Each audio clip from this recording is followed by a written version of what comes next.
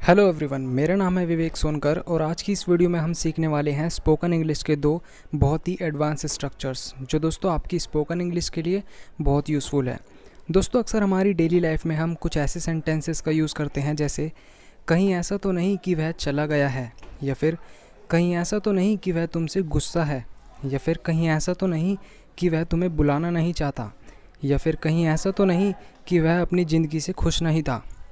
तो दोस्तों इस प्रकार के सेंटेंसेस को इंग्लिश में किस प्रकार कहा जाता है, चलिए सीखते हैं आज की इस वीडियो में। तो दोस्तों इस प्रकार के सेंटेंसेस को इंग्लिश में ट्रांसलेट करने के लिए जिस स्ट्रक्चर का यूज़ किया जाता है वो है is it so that plus sentence और was it so that plus sentence. दोस्तों इज़ इट सो दैट का यूज़ हम प्रेजेंट के सेंटेंस को कहने के लिए करते हैं और वाज इट सो दैट का यूज़ हम पास्ट के सेंटेंस को कहने के लिए करते हैं। जैसे कहीं ऐसा तो नहीं कि वह खुश नहीं था, तो इज़ इट सो दैट का यूज़ हम प्रेजेंट के सेंटेंस के लिए करते हैं और वाज इट सो दैट का यूज़ हम पास्ट के सेंटेंस के लिए करते हैं।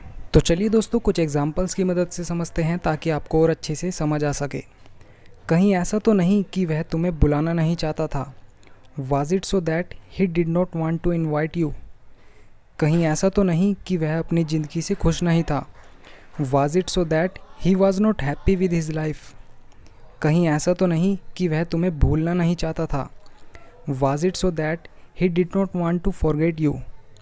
कहीं ऐसा तो नहीं कि वह चला गया है, Is it so that he has gone?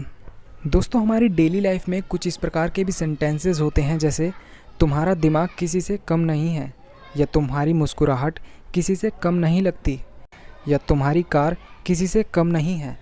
तो दोस्तों इस प्रकार के सेंटेंसेस को इंग्लिश में ट्रांसलेट करने के लिए जिस स्ट्रक्चर का यूज़ किया जाता है वो है subject plus helping verb plus second to none.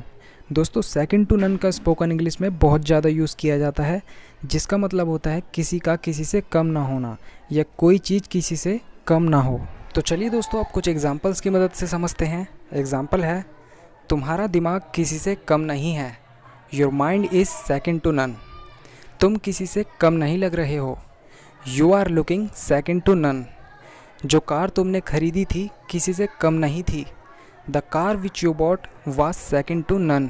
उसका टैलेंट किसी से कम नहीं था, his talent was second to none.